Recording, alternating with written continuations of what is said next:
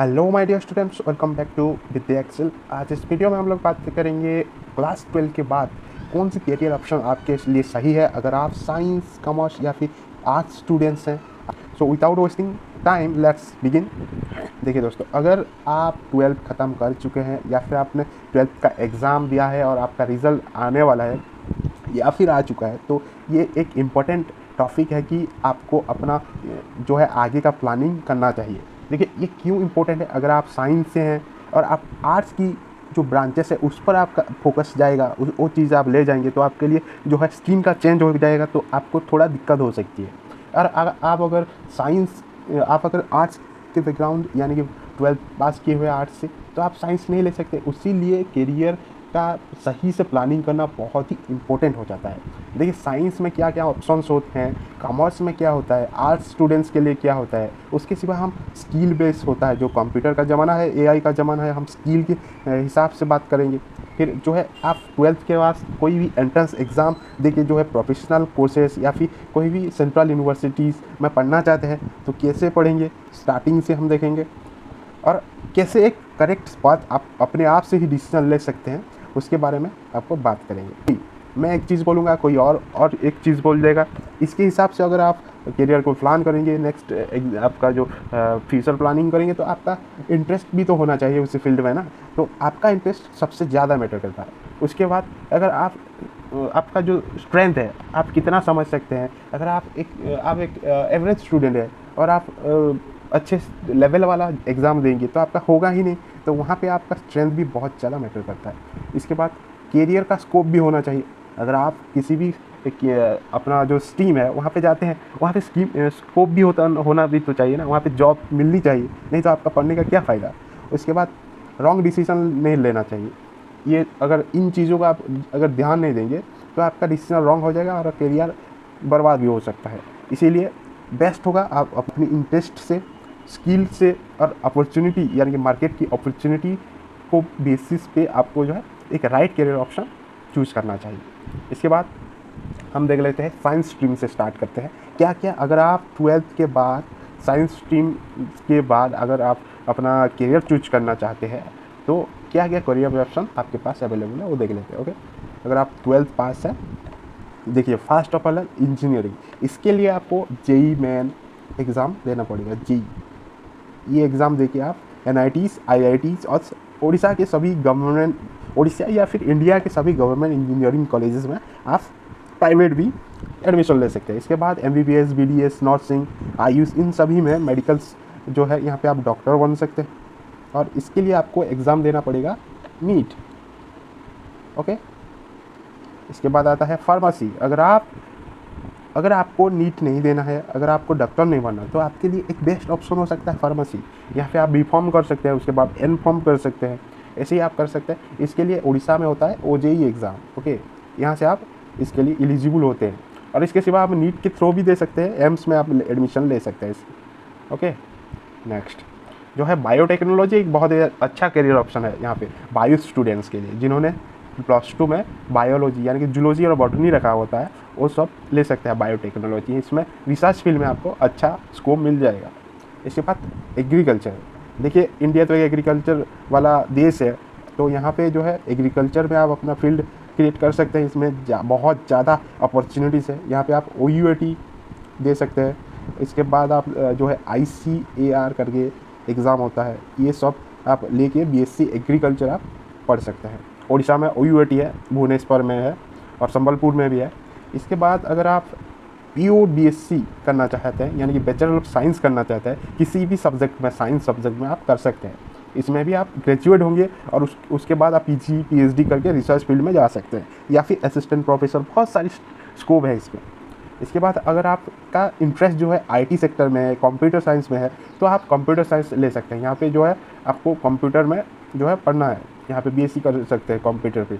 Okay, इसके बाद जो है आप अगर अपने देश के लिए कुछ करना चाहते हैं, आर्मी में जाना चाहते हैं, अगर आप किसी भी अपना जो है इंडियन नेवी हो गया, इन सभी चीज़ें में जाना चाहते हैं, देश के लिए कुछ करना चाहते हैं, तो NDA नेशनल डिफेंस एकेडमी, इस पर आप एग्ज़ाम दे सकते हैं। इसको आप क्वालिफाई करके आप वहाँ पे ट्रेनिंग शुरू करते हैं, अपना कोर्स शुरू करते हैं, कर सकते हैं। बहुत अच्छा स्कोप है।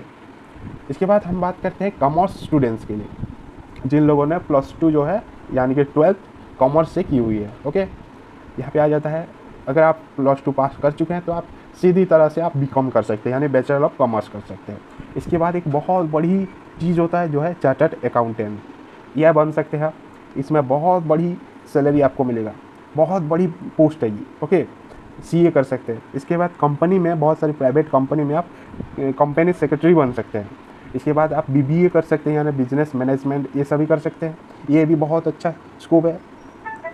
अगर आप बैंकिंग में जाना चाहते हैं, एसबीआई हो गया, आरबीआई हो गया, वहाँ पे आप जॉब कर सकते हैं, कॉमर्स बैकग्राउंड आपका है तो। और इसके बाद डिजिटल मार्केटिंग, ये हो गया हमारा social media marketing, digital marketing. यहाँ पे आप बड़ी बड़ी कंपनी, बड़ी बड़ी ब्रांड को प्रमोट कर सकते हैं। इसके बाद सबसे बड़ी जो यहाँ पे ट्रेंडिंग होता है वो है एंटरप्रेन्योरशिप, यानी आप एंटरप्रेन्योर बन सकते हैं। ये तो सबको पता होगा, छोटे से बड़े तक आज बहुत सारी यूट्यूब में आप देख सकते हैं। इसके बाद अगर आप आर्ट्स ही किया है, यानी कि आपका 12th जो है आर्ट्स से आप बिलोंग करते हैं, यहाँ पे भी आपको बैचलर ऑफ आर्ट्स पढ़ने को मिल जाएगा। यहाँ पे आप एडमिशन कर सकते हैं और आप +3 कर सकते हैं। इसके बाद आप लॉ कर सकते हैं, LLB कर सकते हैं, यानी कि आप वकील या एडवोकेट बनना चाहते हैं, आप कर सकते हैं। इसके बाद आप जर्नलिज्म में जा सकते हैं, अगर आपका इंटरेस्ट जर्नलिस्ट बनना है या फिर किसी न्यूज़ चैनल पे आपको एंकरिंग करना है, ये सभी बहुत अच्छे होते हैं, यहाँ पे आप कर सकते हैं। ओके, इसके बाद आपको टीचर बनना है तो आप टीचिंग के लिए सबसे बेस्ट जो डिग्री होता है वो आर्ट्स का डिग्री होता है। आप बस एक डिग्री ले लीजिए बीए का, उसके बाद बीईडी कर दीजिए, बीएड कर दीजिए और आपका टीचर का लाइन खुला हो गया। ओके, उसके बाद आता है हमारा सबसे बड़ा जॉब जो है, इंडिया का सबसे बड़ा जॉब जो है सिविल सर्विस, यानी कि यूपीएससी में आप जा सकते हैं।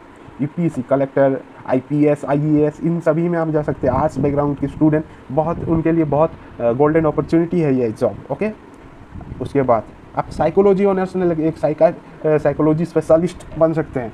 इसके बाद design, fine art, fashion designing, इन सभी में आप जा सकते हैं। इसके बाद जो है सोशल और पब्लिक पॉलिसी, इन सभी में भी आप अपना करियर बना सकते हैं अगर आप आर्ट्स और ह्यूमैनिटीज़ बैकग्राउंड से बिलोंग करते हैं। देन कुछ देख लेते हैं जो कॉमन है, यानी कि हमारा स्किल बेस्ड। आजकल तो दौर है, स्किल का ज़माना है। अगर आप सिर्फ थ्योरी को पढ़ेंगे तो आपका कुछ होने नहीं वाला, क्योंकि अभी का ज़माना है स्किल का, आर्टिफिशियल इंटेलिजेंस का, इसका ज़माना है। तो आप जा सकते हैं डाटा साइंस की तरफ। इसके बाद एआई टेक्नोलॉजी को आप सीख सकते हैं। यूज़र इंटरफेस, यूएक्स डिज़ाइनिंग, जो ग्राफिक डिज़ाइनिंग होता है, ये सब कर सकते हैं। इसके बाद एनिमेशन, मल्टीमीडिया, इन सभी में बहुत अच्छी आपको अपॉर्चुनिटी है। तो फिर यूट्यूब में कंटेंट क्रिएशन, सोशल मीडिया में सब कर सकते हैं। साइबर सिक्योरिटी में जा सकते हैं। वेब डेवलपमेंट, वेबसाइट बनाना हो गया, ऐप डेवलपमेंट हमारा जो हो गया, सॉफ्टवेयर डेवलपमेंट, इन सभी में जा सकते हैं अच्छे से। ओके, इसके लिए आपको बीटेक भले ही करना पड़े, लेकिन स्किल की ज़रूरत तो होगा ही। इसके बाद आप होटल मैनेजमेंट कर सकते हैं। बहुत सारी जो इवेंट मैनेजमेंट कंपनी होती है, वहाँ पर आपको ईजिली जॉब मिल जाएगा, वहाँ पर आप अपना करियर बना सकते हैं। तो यहाँ पे सबसे बेस्ट जो हो गया साइंस बैकग्राउंड के लिए, इंजीनियरिंग, मेडिकल के लिए नीट हो गया। इसके बाद अगर आप लॉ करना चाहते हैं, उसके लिए आपको CLAT देना पड़ेगा, AILAT देना पड़ेगा। इसके बाद आप डिज़ाइनिंग करना है, फैशन डिज़ाइनिंग या कोई भी डिज़ाइनिंग वाला कोर्स करना है तो NID एग्ज़ाम देना पड़ेगा, NIFT, ये सभी एग्ज़ाम जो है आपको देना पड़ेगा। इसके बाद डिफेंस में जाना चाहते हैं तो NDA देना पड़ेगा। इस मैनेजमेंट या कॉमर्स से करना चाहते हैं तो CUET, यानी कि जो सेंट्रल यूनिवर्सिटी में आप पढ़ सकते हैं, CA फाउंडेशन कोर्सेस ले सकते हैं। इसके बाद आपको जो है पब्लिक सर्विस में जाना चाहते हैं, सिविल सर्विस में जाना चाहते हैं, UPSC आप कर सकते हैं, उसका प्रिपरेशन कर सकते हैं। इसके बाद हमारा जो है SSC रिलेटेड आप एग्ज़ाम सभी दे सकते हैं। ओके, तो यहाँ पे सवाल आता है, इतने सारे इमेंस अपॉर्चुनिटीज़ है, इतने सारे स्ट्रीम है, इतने सारे ब्रांचेस ऑफ कोर्सेस है, तो हम कौन सा ले सकते हैं? देखो, पहली बात होता है आपका इंटरेस्ट, यानी कि आप किस बैकग्राउंड से हैं और कौन सा चीज़ करना चाहते हैं, वही सबसे ज़्यादा मैटर करता है। इसके बाद आपका स्ट्रेंथ और स्किल किस तरह की है, यानी कि अगर आप एनालिटिकल है, आपका जो है कैलकुलेटिंग दिमाग है, तो आप इंजीनियरिंग की तरफ जा सकते हैं या फिर कोई भी टेक्निकल कोर्सेज में जा सकते हैं। इसके बाद अगर आपका फाइनेंशियल कंडीशन अलाउ करता है, वो भी एक बहुत बड़ा मैटर हो सकता है। भले आपको गवर्नमेंट के थ्रू से आपको जो है स्कॉलरशिप मिल जाती है, एजुकेशनल स्कॉलरशिप, बट आपको बजट भी एक बहुत बड़ी चीज़ होता है, वो भी देखना चाहिए। लोकेशन भी मैटर करता है। इसके बाद जो है अपने से सीनियर से या फिर किसी भी एक्सपर्ट से आपको पूछना पड़ेगा। उन्हें पूछिए क्या इस बैकग्राउंड में मैं जो करना चाहता हूँ उसमें क्या अपॉर्चुनिटीज़ है, क्या मैं कर सकता हूँ, क्या क्या इसके करियर ऑप्शन है, इन सभी के बारे में उनसे पूछिए अच्छे से।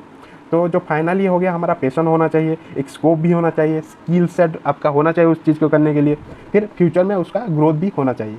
ये होता है एक आइडियल करियर की सभी जो है क्राइटेरिया। ओके, अगर आप एक्सपर्ट एडवाइस चाहते हैं तो हमारे विद्या एक्सेल की ऑफिशियल टीम से आप कॉन्टैक्ट कर सकते हैं इसी नंबर पे। हम लोग आपको आपके 12th और बैकग्राउंड के हिसाब से आपको हम जो है आपकी स्ट्रीम के हिसाब से आपको सही से गाइड करेंगे।